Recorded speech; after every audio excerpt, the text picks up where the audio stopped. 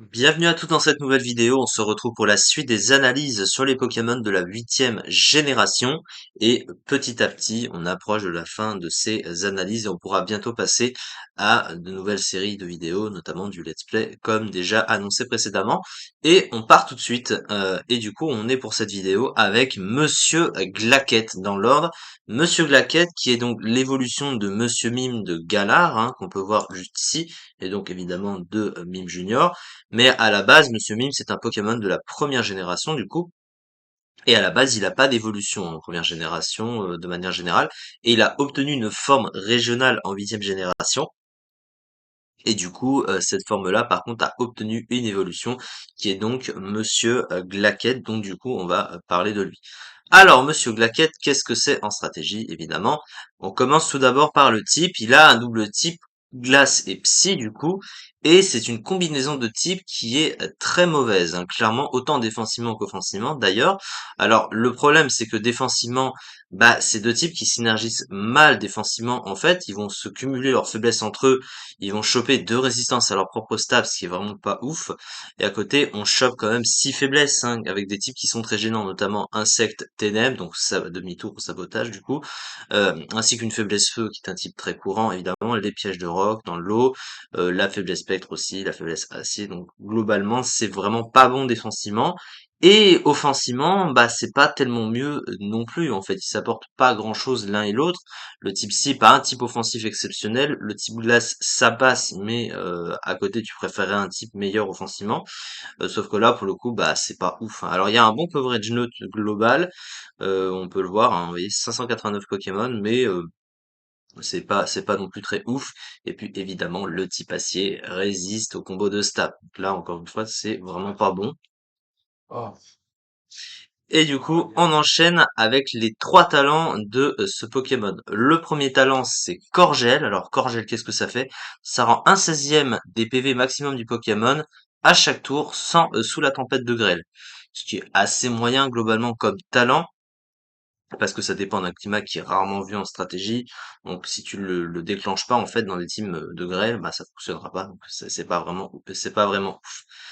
Screen Cleaner, c'est brise barrière en français. Alors ça, c'est un talent qui est plus intéressant, on va dire, même un peu situationnel quand même, mais pas inintéressant. En gros, quand il vient sur le terrain et qu'il y a par exemple un voile aurore des écrans posés par l'adversaire, bah il les retire, hein, tout simplement. Et il retire, je crois, aussi les terrains. Donc ça peut être assez pratique dans certains cas. Son dernier talent, c'est pied confus qui double l'esquive du Pokémon sous la confusion. Ça, par contre, c'est pas vraiment trop ouf globalement. Et puis tout ce qui touche à l'esquive en général, c'est pas utilisable. Donc à ce niveau-là, ça, c'est pas intéressant. On va ensuite enchaîner au niveau des statistiques. Et dans l'ensemble, les stats du Pokémon sont pas incroyables, hein, clairement.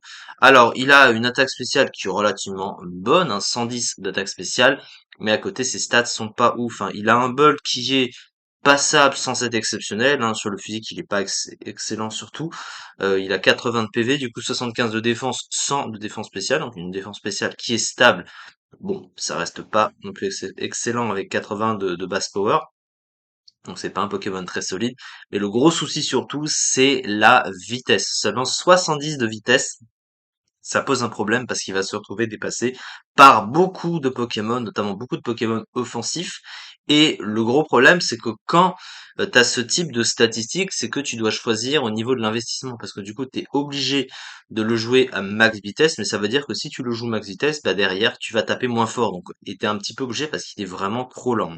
70 de vitesse pour un Pokémon offensif, c'est vraiment pas suffisant, surtout à côté d'un type qui ne synergise pas bien dans une team parce qu'il apporte des faiblesses trop gênantes et tu vas chercher un Pokémon avec un double type plus intéressant à ce niveau-là et il a déjà un gros problème par rapport à son double type. Donc déjà, c'est vraiment pas ouf.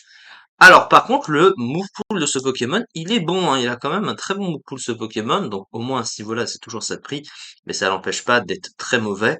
Alors, qu'est-ce qu'il a globalement? Alors, sur le plan offensif, il a un peu, il a plein de choses, hein. Alors, sur le plan des stabs, il a pas éclat magique, pardon, psycho laser glace, donc glace et psy.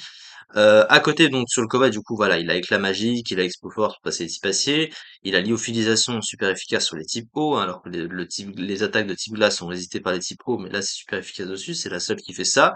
À côté, il a un bon full de soutien avec notamment les écrans, il a même tout rapide, il a aussi un move de soin assez rare qui est paresse, on pourrait pas prétendre avec ce genre de Poké, mais voilà.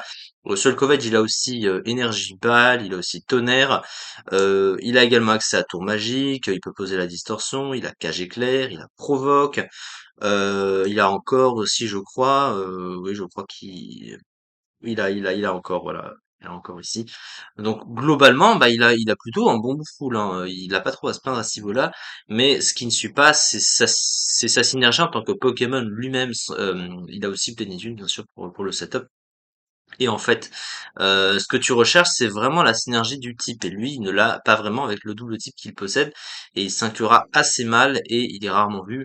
Et il est pas bon en tant que Pokémon offensif à cause de sa mauvaise vitesse. Donc du coup, bah, c'est un petit peu dommage. Alors que pourtant, son Moupoule est bon. Vous voyez que ça ne fait pas tout. La fiche stratégique de ce Pokémon. Alors, très bonne statistique sur le plan spécial, un Moupoule sur le spécial bien rempli, avec un accès à des capacités de boost telles que Machination ou Plénitude. Ah, il a Machination, Plénitude, je vais pas parler de Machination. Un double type très intéressant offensivement, mais mauvais défensivement, sensible au piège de roc en plus.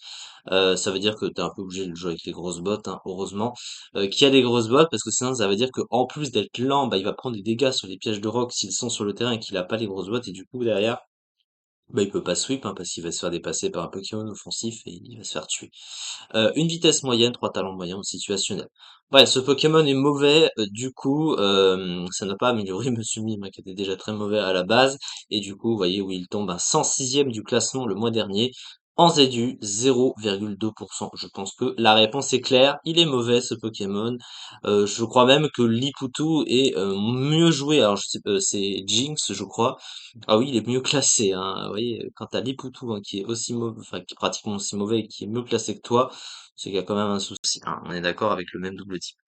En tout cas, c'est ça, du coup, pour cette vidéo. On se retrouve prochainement pour la suite des analyses sur les Pokémon de la 8e génération.